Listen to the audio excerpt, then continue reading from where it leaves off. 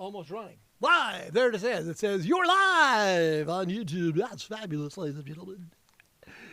Welcome to Randsanity, episode 253 in the ongoing saga that is my fucking life at this point. I don't know what to tell you. This is the way it works. Some days you're the bug, some days you're the windshield, and I am in fact the bug, friends. As it has been a interesting week so far, and it's only fucking Monday. I had to deal with some bad news over the weekend, and then I got my ass kicked by having to deal with the police for a break-in this weekend. Apparently happened while I wasn't watching, because I can't watch everything. So there you go. So let's talk about other stuff then, all right? We'll get back onto what Randsanity is. We'll talk about some music news, some music history stuff. I'll skip through it a little bit tonight because, there's some stuff I'm just like, don't care. Don't care. It's winter still. I'm ready for the fucking sun. I'm ready for some actual live music. I'm ready to get out of this and have to come here late, out of breath, wearing a concert t-shirt. No, I don't wear a concert t-shirt. Sorry, I'm not that guy. I just don't do it. Don't be that guy. Don't be that guy or girl. Don't ever wear the concert t-shirt of that show to that show. Just don't. If you're going to buy one, you should to support the artist and then put it in your pocket and wear it another time. So you can be like, look, I went to that show. I'm cool. But don't wear it at the show. That doesn't work. You don't want to wear the show at the show. That's all I'm saying. Okay? All right. Anyway. So founding Cake guitarist and the distant songwriter Greg Brown has died at the age of 56. He's the founding member, guitarist of Cake, and obviously the songwriter for the song The Distance after a brief illness. It was a 1996 hit, The Distance. The band shared the news on February the 7th, stating that the founding guitarist had passed after a brief illness. It's with heavy hearts that we share the news that Greg Brown's passing of a brief illness, the band wrote on Instagram. Greg was an integral part of Cake's early sound and development. His creative contributions were immense, and his presence, both musical and personal, will be deeply missed. Godspeed, Greg. Fans took to the comments of the post to share their condolences. He invented a guitar sound and style like no other. His riffs still blow my mind, one person said. Another commented, one of the greatest guitar players in my personal opinion. He will live on in the history he's made and the musicians he's inspired. Rest in peace, brother. Greg Brown was the founding guitarist of a Sacramento alt band Cake, forming the band alongside John McCrea. I know John. Vince DiForno and Frank French in 1991, with Gabe Nelson joining in 1992. Brown played distinctive guitar on the band's first two albums, Motorcade of Generosity in 1994 and Fashion Nugget in 1996. Brown left Cake before the band's third album, Prolonging the Magic, dropped in 1998. However, he returned to contribute a song to the album Showroom of Compassion in 2011. In the meantime, he formed the band Death Ray and released the album in 2000. He also released a solo LP in 2023. Before penning The Distance, Brown co-wrote several songs with McCrea on Motorcade of Generosity. He contributed to Jolene, Is This Love, and Mr. Mastodon Farm. On Fashion Nugget, he also co-wrote Open Book, but it was The Distance where he really took the lead. Brown was the sole writer for The Distance, crafting an incessant, ever-present throbbing of sound and compulsion. Like the imagery centered on the endless circling race, the instrumentation chugs ever forward, growling and receding, but never ending. It's a song about success and failure of success, really.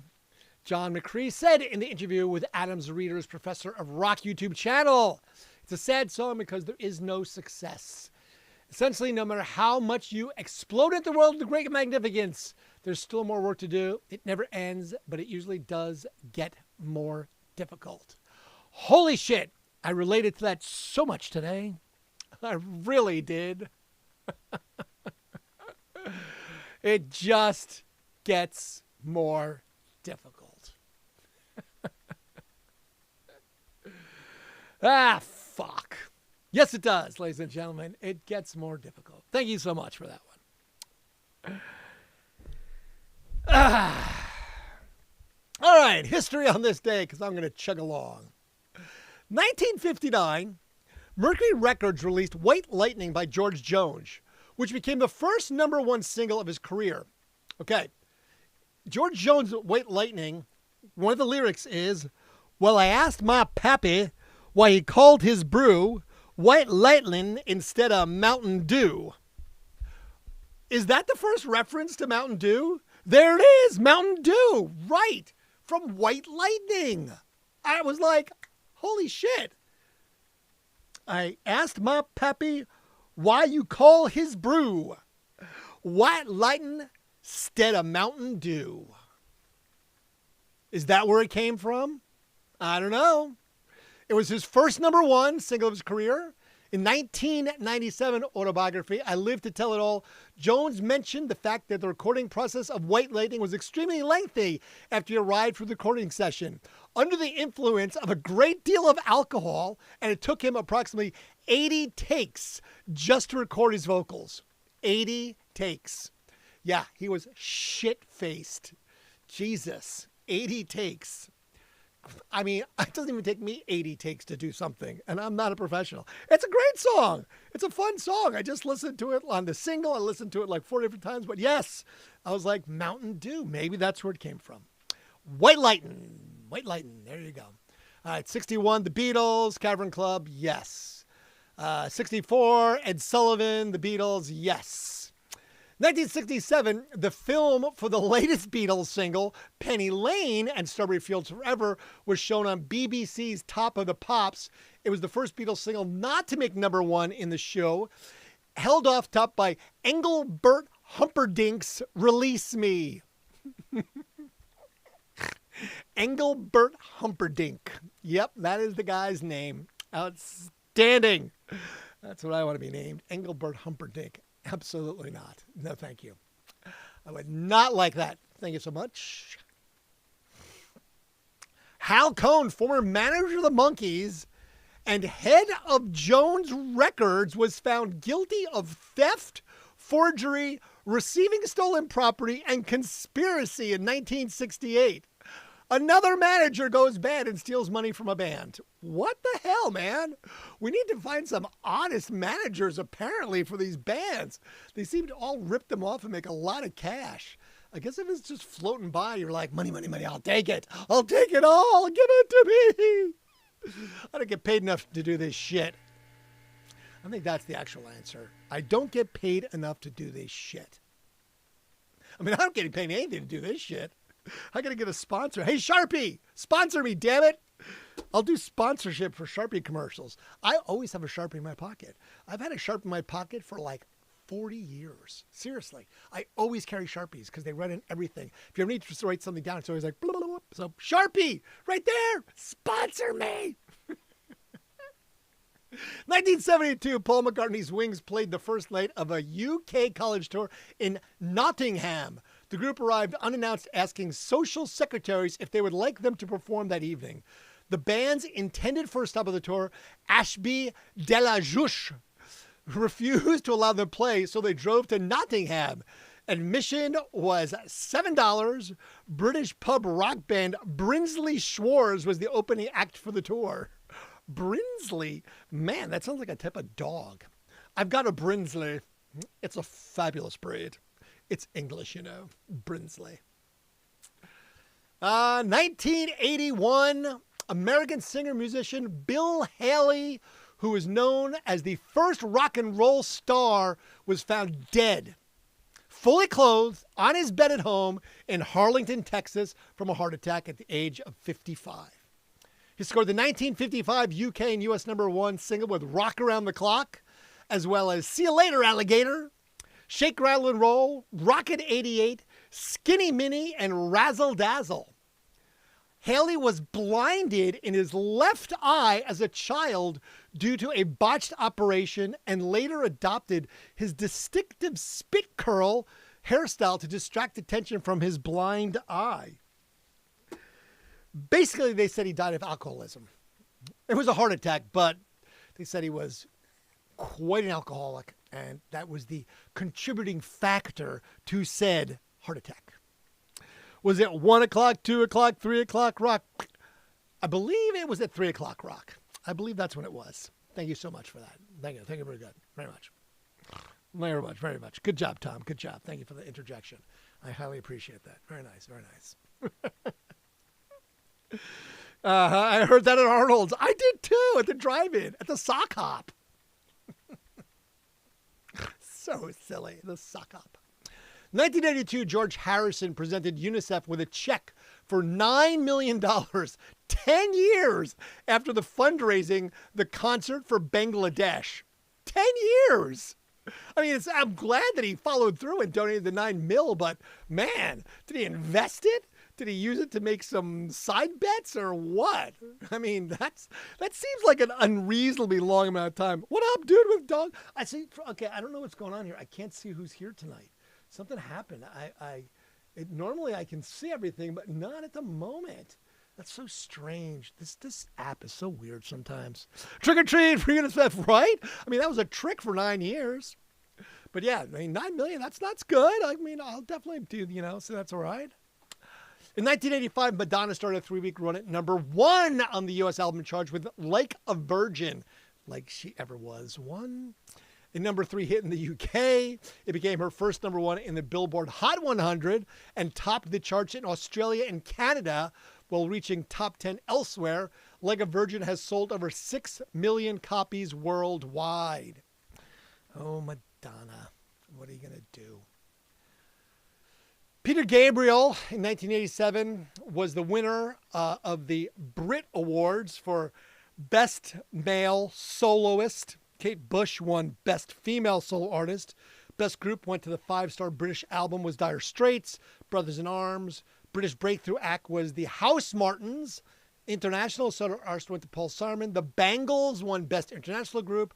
Best British Video went to Peter Gabriel for Sledgehammer. And Best British Single was The Pet Shop Boys for West End Girls. I listened to that a little bit today. I'm like, West End Girls. I was like, that's a great song. Best Video, Sledgehammer. It is. It is a great video. But Pet Shop Boys singing West End Girls, that's a great song. Sometimes I forget about some of these little off-band things. I was like, oh, yeah. Now, this one, I was like, oh, don't bust the poor guy. British sportscaster and broadcaster Bill Grundy, Solomon's angry brother, died of a heart attack at the age of 69. He conducted the famous Sex Pistols interview on Thames Television on December 1st of 76 when Grundy provoked the band into using obscenities on live TV. They said, fuck. The broadcaster wrecked Grundy's television career. He was also the first television presenter to present the Beatles on Granada Television in 1962. So he got the band to curse and it ruined his career. I don't know how that works. I can't see anybody ruin their career that way. Said every fucking DJ. What do you mean? I couldn't say that on the air. It's like, really? You thought that was a good idea to promote that? To say that? Really? Wow. Yeah, that happens. Just so you know, DJs are infamous. We used to, that was me and Brian Phillips. We used to all the time have the sort of the look back like, holy shit, did you see what this guy just did?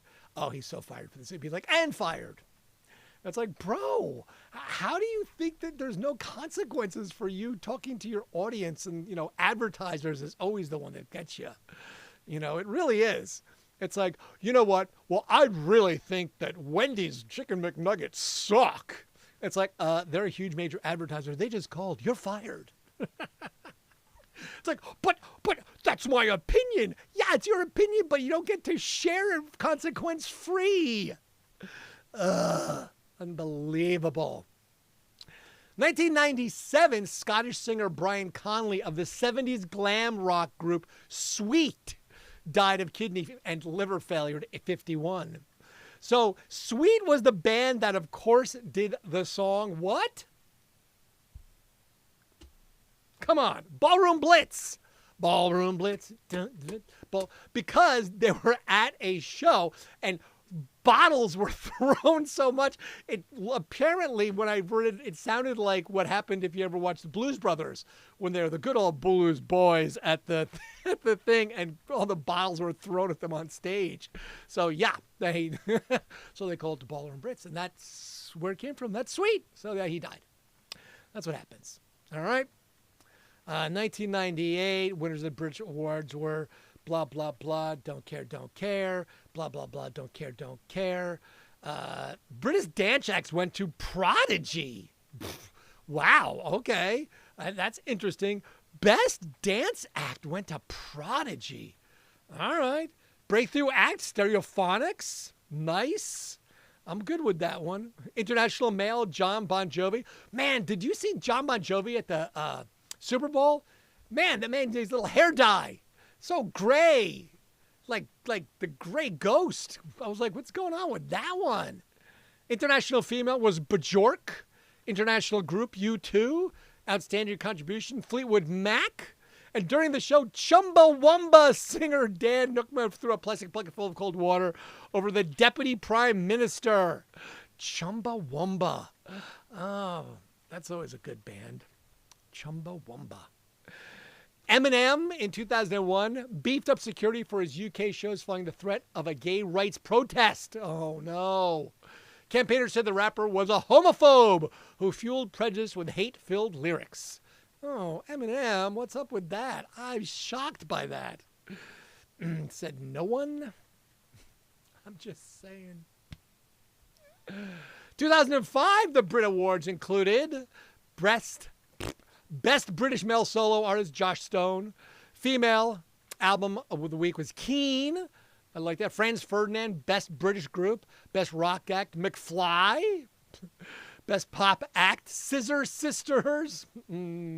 Best International Group for the Best Album of the Year. Brit albums was Robbie Williams for Angels. And Sir Bob Geldof won the Outstanding Contribution to Music Award. Sir Bob Geldof. Right, Britain never had a chicken wire. They didn't. That's true. I don't think the Brits heard of chicken wire. It's probably right. They probably call it some other, fancy name. What would it be? What would the Brits call chicken wire? What would it be? I have to think about that one now. It's got to be something. What year is this? Oh, what year? It's 2026. Did you just get here, Cold Brew? Did you just step back from time? Which part? Cock and knot. Yes, cock and knot. I love that. It's the cock and knot. They were throwing at the cock and knot. Thank you. Thank you very much. Well, I figured maybe you just arrived out of a time machine, I mean, I feel like I have. There's moments that I feel like that was 2005. I feel like I step out of a time machine at times. I mean, for God's sakes. 2009, there's your time. Robert Plant of Led Zeppelin took home 5 prizes with a collaboration from bluegrass singer Alison Krauss at that year's Grammy Awards held in Los Angeles. The duo won Album of the Year for Raising Sand and Record of the Year for Please Read the Letter. Coldplay, who won Song of the Year for Viva La Viva, Adele, Duffy, Radiohead, and Peter Gabriel were among the UK acts to be honored. Yes, actually, Robert Plant singing with Alison Krauss is actually pretty good. I've listened to his stuff and I was like, it's not bad. I was like, all right, not horrible. She's bluegrass and I'm good with bluegrass. It's not country because bluegrass is not country. Let's there's that genre difference, but it actually is not bad. It's pretty good. So I can listen to that, Oh, Ringo Starr. If you haven't paid enough attention, Ringo Starr, some many episodes back, said that he no longer wanted to receive fan mail. He didn't want people to send him any fan mail asking for autographs or anything because he was just kind of done with it. And I was like, really? It's like, jackass. So every time something comes with Ringo Starr, I'm always like, really? Mm-hmm. It's because you're the fucking drummer. In 2009, Ringo Starr became the 2,401st person to be added to the Hollywood Walk of Fame during a ceremony that marked the 50th anniversary of the attraction. The Beatles as a group were given a star back in 1998. So 11 years prior, it took Ringo to get there. I'll have to look and see when George and all the other Beatles got it. I'm sure it was way before Ringo. Cock and knot. That's fucking hilarious. Thank you. Nice job with that one. In 2010, the White Stripes were taking on the U.S. Air Force. complaining that it used one of the group's songs, fell in love with a girl in a TV advertisement without their permission. In a statement on their website, the duo said they took strong insult and objection with the implication that we licensed one of our songs to encourage recruitment during a war that we do not support. All right, Jack White. Not shocked by that. All right. Bob Dylan. Now, okay, this is from 2015, and he was 73 then. So that was 11 years ago. So he's 84 now, and he's touring. He's going to be around in Columbus this coming few months. I don't know if I'm going to go. Tickets are really expensive. But anyway, Bob Dylan turned the tables on his critics during a 30-minute speech at the Music Cares charity gala honoring his 73rd year. Dylan, who rarely talks about his work, asked why critics complained he can't sing and sounds like a frog. But do not say anything bad about Tom Waits. The singer added, critics say my voice is shot, that I have no voice. Why don't they use those same criticisms about Leonard Cohen? Why do I get special treatment? Oh, Bob, you old fucking curmudgeon. Jesus. Just go on with it, your bad self. Right?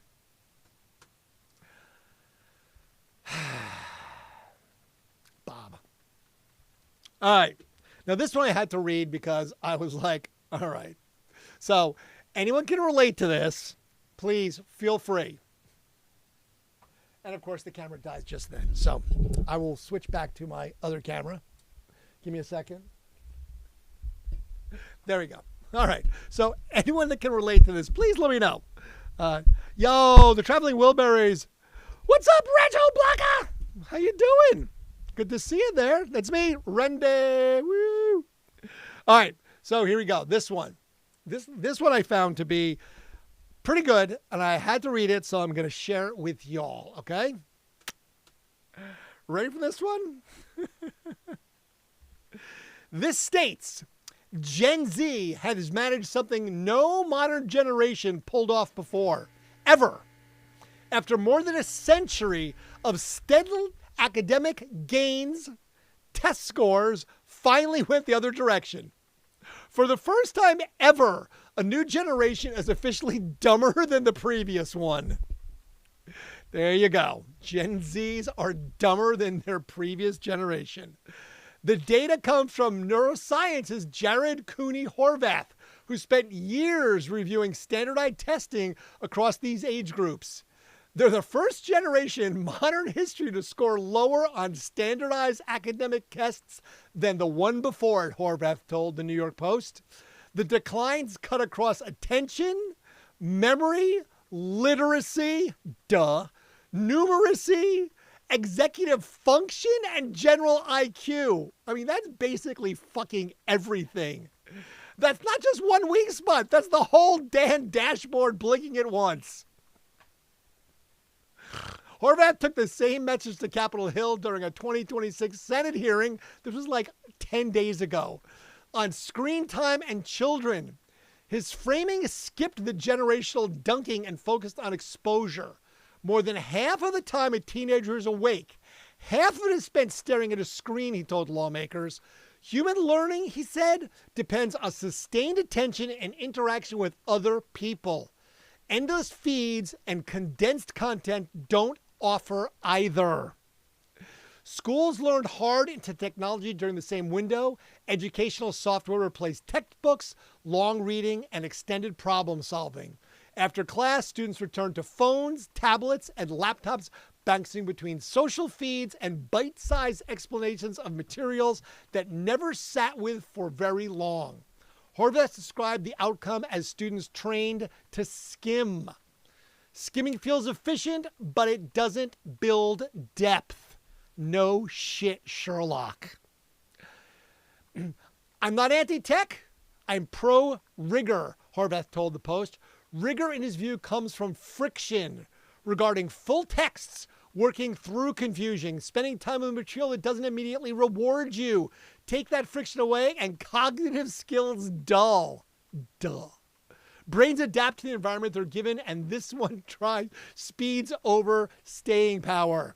The same discipline appears outside the United States. Horvath told senators that across roughly 80 countries, academic performance drops after digital technology becomes widely embedded in classrooms. The timing alone raises serious questions about how learning environments affect cognitive development. Now, this is awkward, Horvath said. Many young people remain highly confident in their intelligence, despite lowered measurable performance. Yeah, I'm so smart. You are not so fucking smart. Confidence isn't the issue. Confident without correction stalls improvement. This conversation feels uncomfortable because it doesn't offer villains or easy fixes. Horvath summed it up bluntly during his testimony. A sad fact of the generation has to face is this: our kids are less cognitively capable than they were at our age. Our recommendation focused on restraint, dialing back screens in schools, and restoring depth before the generation is doomed.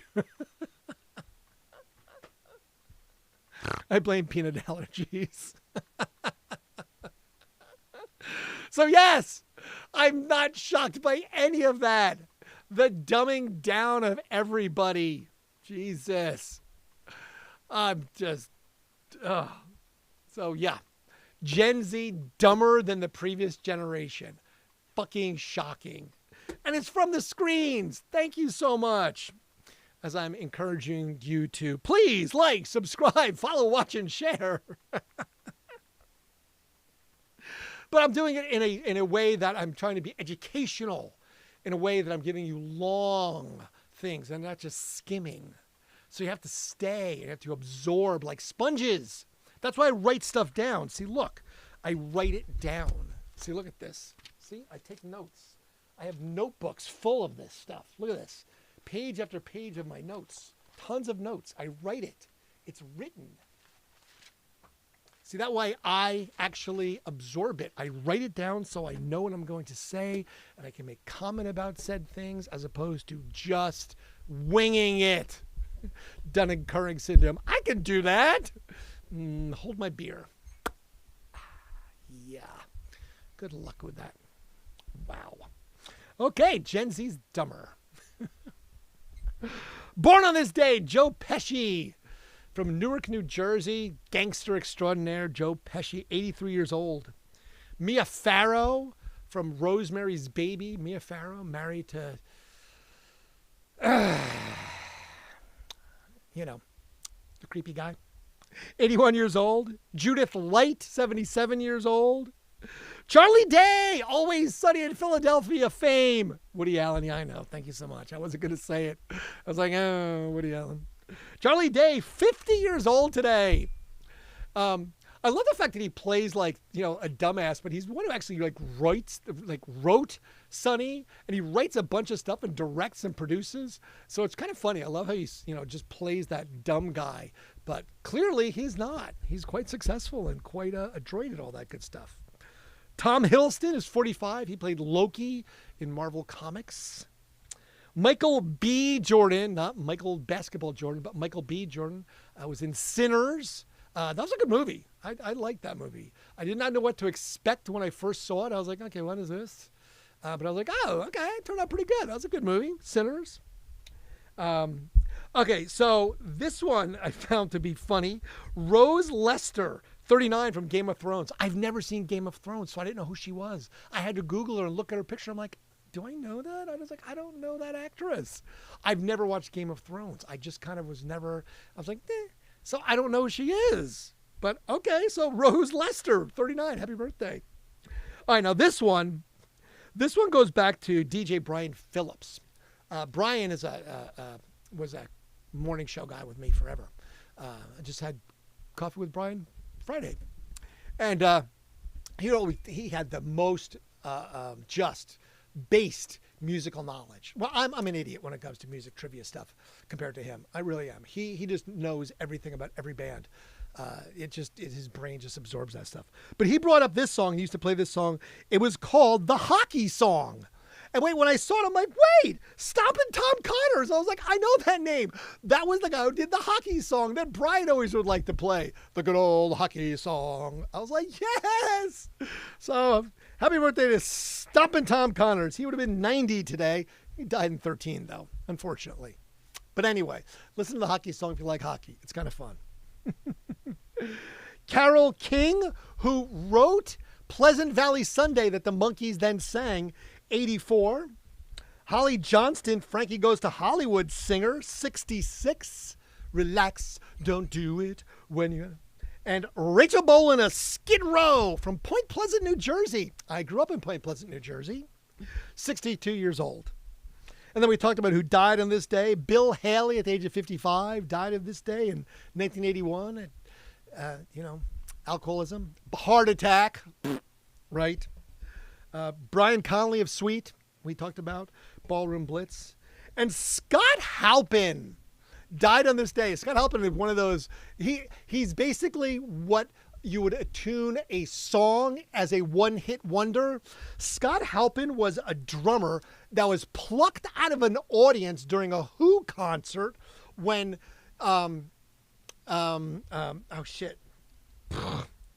when Keith Moon was wasted and so incapacitated that the Who couldn't continue. So they plucked this guy out of the audience and he filled in for Keith Moon because he was so fucking wasted. His name was Scott Halpin. He died on this day, though, in 2008. But anyway, that's a one-hit wonder. Just some random dude that was a drummer at a concert who gets recognition for the rest of his life for the guy who jumped on stage to fill in for an incapacitated Keith Moon. I have no musical skills, so I couldn't have done that. Just saying. I've never had the discipline. I was Gen Z with the lack of focus way before Gen Z was the thing. That's called hyperactive, was what I was given as a child. Now we just call it ADHD. Right. That's what the diagnosis is as adults these days. Attention deficit disorder. But yeah, we call it hyperactive. Hey, keeps me young or annoying. I don't know which. Both. Sometimes either or. I can't tell. So we'll just go with it. How's that sound? All right? Perfect. Fucking brilliant. All right. Don't forget, like, subscribe, follow, watch, share so that you can be like Gen Z and dumber than your parents. Unless you are Gen Z. Sorry. Shit. All right. Well, I'm looking forward to not interacting with the police tomorrow. Hopefully, that'll be great if I don't have to do that. Let's see. What can I expect tomorrow? Anything looks shitty so far? I see nothing shitty in my future at the moment, so that's great. That buys me at least another, 28 minutes of today that I have to deal with. And then tomorrow can start all over again. I'm so excited. Anyway, I'm going to depart. I'm going to go upstairs. I'm going to get out of the basement. It's gotten warmer. Thank God it's no longer like single digits. So I don't feel like I'm going to get frostbite in my own damn house because that's what was going on. It was so cold down here in my little basement studio. See, because over here, and then right here, and then right here. Because all the cameras get you to see all the angles. So anyway. All right. On that note, I'm going to depart, and I'm going to look forward to doing this again tomorrow. Maybe I'll edit. Should I edit? I don't know. Maybe I'll edit my walkthrough with the cop with his gun out. Maybe. I don't know. I don't want to show him. He was very nice. I don't need to out this guy. It wasn't like he was doing anything bad. He wasn't being a bad popo at the moment because I truly needed them at that exact moment because I was not going to walk into this building to clear it myself because I was like, the fuck no. Sorry, that's not happening.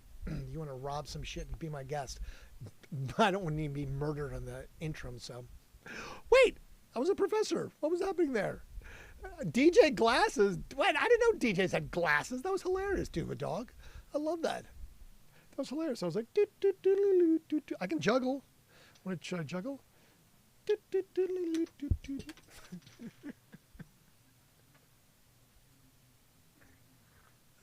Shit. All right. I appreciate you. We'll do this all again tomorrow. Back at 11 p.m. Do something completely different. I'm going to find something tomorrow just to break up the monotony of doing all these shows the exact same way. I'm going to do something for tomorrow. I will take my GoPro with me. See, I've got all my GoPros right here. There's 1, 2, 3, 4, 5, 6 of them right there. Little teeny ones. I got these little teeny ones. See? Check out these little GoPros. Like, that's a GoPro, right? The little square ones. I've taken these on like adventures with me where I'm not allowed to bring cameras because I can hide it. I palm it like in my hand, like under my thumb, be like, yeah, I got nothing. Hold it above where the sensor is, where it's like, one of these things where it's like, yep, okay, yep, let me see. Okay, right, yep, nope, not here, my phone. Yep, see, look at that. So, yeah, so I've taken that some places I'm not supposed to. I did get in trouble at once at a concert, but, those things happen. Better to ask forgiveness than permission, I always say. See you tomorrow, same bad time, same bad channel. I agree. I'll get on with it. Thank you. Appreciate you. Grateful for your interactions. Truly I am. As I said, today was an absolute shit show. Yeah. Please. If Mercury's in retrograde, please make it stop. Please make it stop. Okay? Farewell. Fade to black. Heavy sigh.